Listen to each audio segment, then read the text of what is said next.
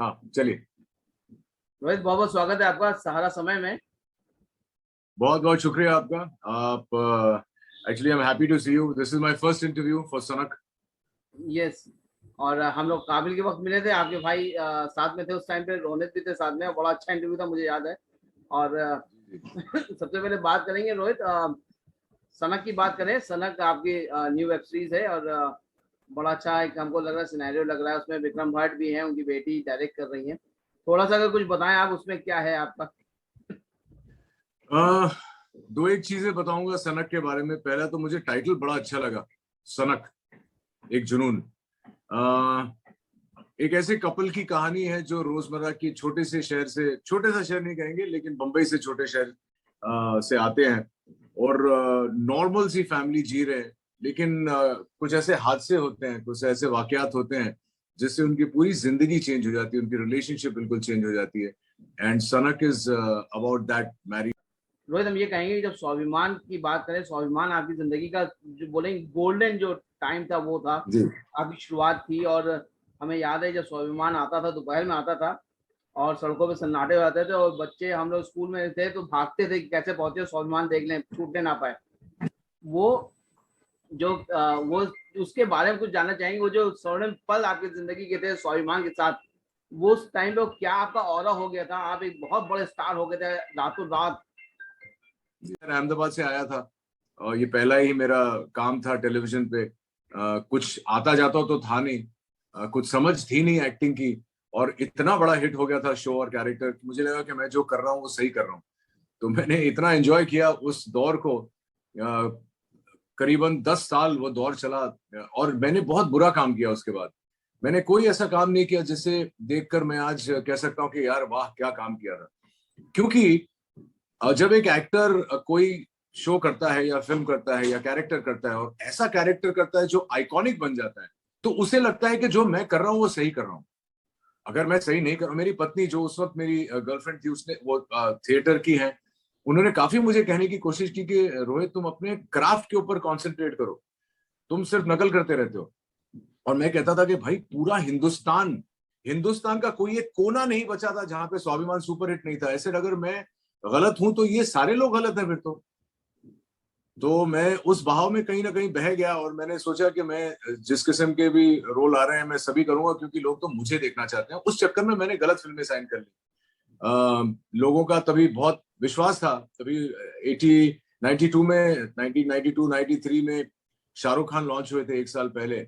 और मेरे स्वाभिमान के बाद मुझे आज भी याद है, लोग कहते थे ये शाहरुख को हिला देगा। और वैसा तो खैर कुछ हुआ नहीं क्योंकि शाहरुख साहब जो हैं वो शिद्दत से, बड़ी शिद्दत से लगे रहे अपने क्राफ्ट के पीछे और मैं अपनी स्टारडम में कहीं ना कहीं खो गया। तो मुझे लगता है कि उस वक्त अगर मैंने उस गोल्डन पीरियड को अपने आप को सुधारने में लगाया होता, अपने क्राफ्ट पे ज्यादा कॉन्सेंट्रेट, इसलिए आजकल मैं हमेशा ही कहता हूँ कि कहीं पे भी इंटरव्यू या टेड टॉक देता हूँ तो अपने ऊपर फोकस करिए, अपने काम से काम रखिए। अब जो बाहर से आपको अप्रिसिएशन मिल रही है वो तो मिलेगी ही अगर आप अच्छा काम करेंगे।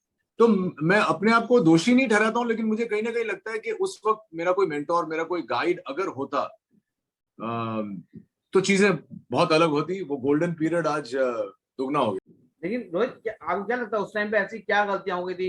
एरोगेंसी आ गई थी, या आपको लगता था कि आप ही बस सबसे बड़े स्टार हो गए? ये सब चीजें अंदर दिमाग में चलती थी, इसकी वजह हाँ से आप जो अच्छे अच्छे प्रोजेक्ट्स भी छोड़ते रहे होंगे, जाहिर सी बात है। हाँ, ये आपने, आपको पता नहीं आपने शायद रिसर्च किया है लेकिन बिल्कुल सच बात है। बहुत सारी प्रोजेक्ट्स छोड़ दिया करता था, बहुत सारे प्रोजेक्ट्स शुरू करके अगर मुझे सीन करने में मजा नहीं आता था तो सेट छोड़ के चला जाता था। स्वाभिमान के दौरान ऐसा हो गया था कि मान लो मुझे, मतलब छोटे पर्दे का क्या क्या नहीं कहा गया।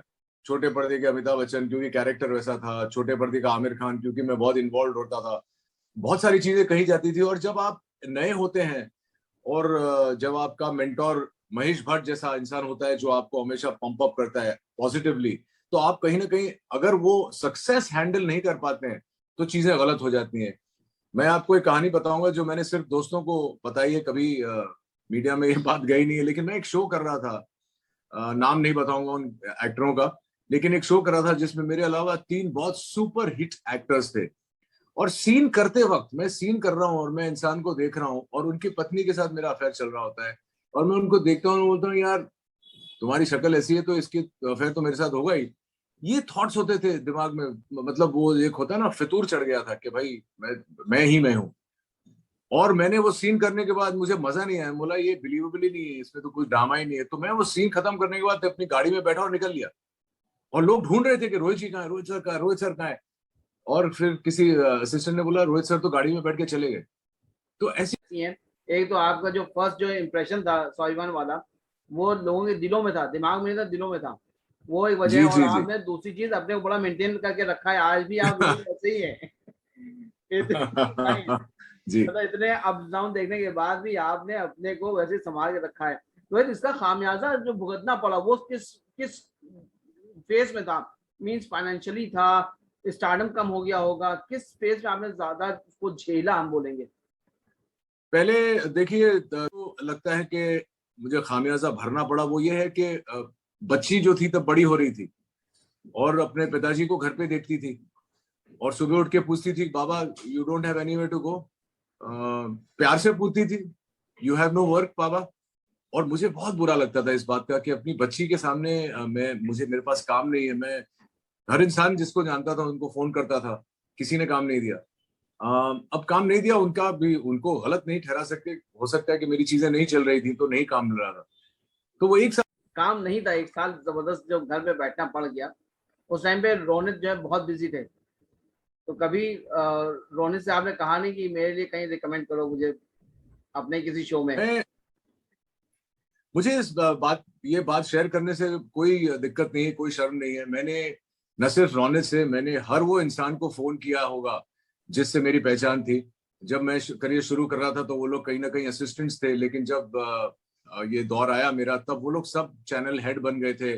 कोई बहुत बड़ा प्रोड्यूसर बन गया था। सबको मैंने फोन किया, किसी ने काम नहीं दिया। सबने ऑफिस में बुलाया, सबने कॉफी पिलाई, सबने गप मारा मेरे साथ 1 घंटा। क्योंकि जो भी है रोहित रोहित तो हूं ही मैं, तो तभी भी था, अभी भी हूँ। बड़ा छोटा वो तो अलग बात है, लेकिन एक जो जगह हासिल की थी वो तो की थी। तो they were very kind to me. But काम नहीं मिला, किसी ने काम नहीं दिया। तो मैं रौनित को बहुत कहता था कि आपके जो इतने अच्छे दोस्त हैं, आप इतने बड़े स्टार बन गए टेलीविजन पर। और कमाल की बात ये थी कि जब पहले 10 साल मैं टेलीविजन को रूल कर रहा था, उनके पास काम नहीं था। फिर उनके पास जब तक काम आया तब मेरे पास काम नहीं था। तो ये एक अजीब सा हम दोनों के साथ चला। सारा समय से बात करने का बहुत बहुत शुक्रिया आपका। बहुत बहुत शुक्रिया, आपसे बात करके बहुत अच्छा लगा। और सनक के बाद में भी एक ऐसा इंटरव्यू करेंगे लोगों के रिएक्शंस जानने के बाद। बिल्कुल बिल्कुल Rohit, thank you so much. Thank you, bye bye.